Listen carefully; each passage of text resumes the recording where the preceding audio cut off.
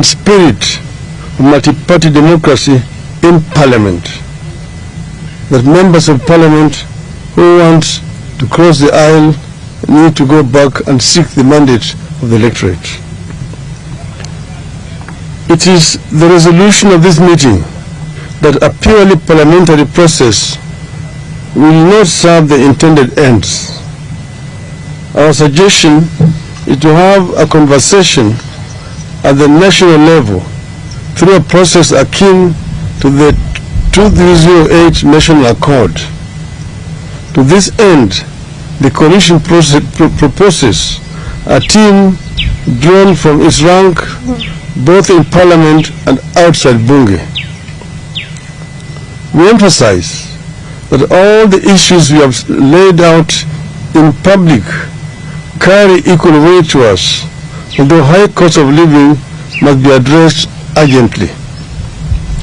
In this regard, we resolved that the regime must take immediate steps to bring back the cost of unga to Kenya shillings 100 as at the time of the election.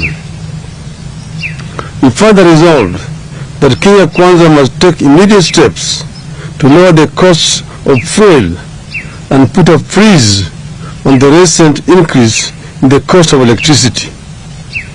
These are not matters for a committee. They are things that the government just needs to take a decision and implement. Further, we have resolved that the state must immediately take up the cost or waive all medical bills of victims of police brutality, including journalists and the last expense costs of those who lost their lives.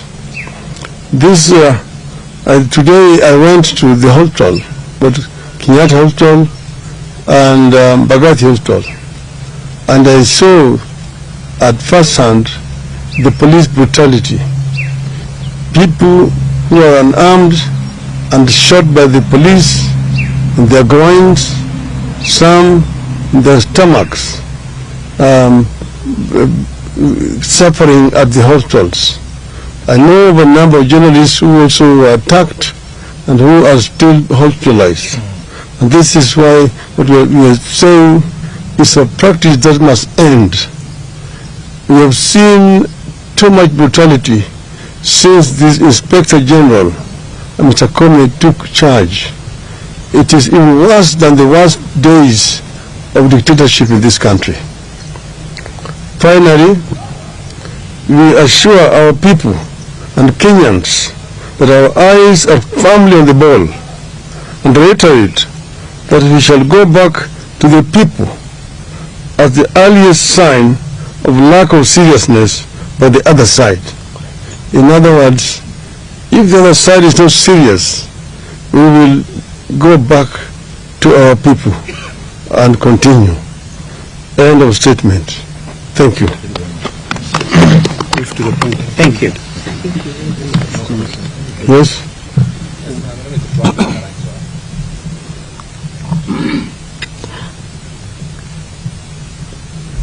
Well, my name is Ibrahim Karanja from NTV. I have a couple of questions.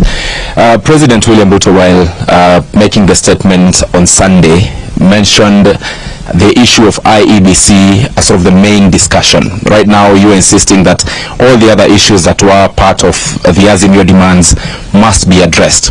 We have also seen the Kenya Kwanza parliamentary leadership talk about this particular process to even state that there will be no handshake, which again, your team has insisted.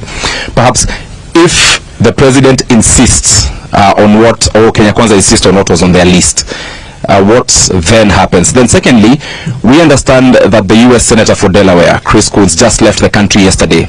Would you please confirm or deny that the US and President Joe Biden was part of the discussions that may have happened between Azimio and Kenya Kwanza? Thank you. Let me first begin by the first question that you asked. We, of course, talked ourselves. Mr. Ruto made his statement. But I just want to say that that was not the basis of the understanding between the parties that were negotiating or talking between us. That statement fell far short of what had been agreed, and they know it. And that's why in our own statement, reiterated firmly what is going to be the basis of our engagement with Kenya Kwanza. And what we have reiterated in this statement is not different. We have actually mentioned the same issues that we said we wanted to be addressed. Those are the issues which made us go to the streets. And we mentioned them clearly. One, auditing of the servers so that we can put this matter to rest.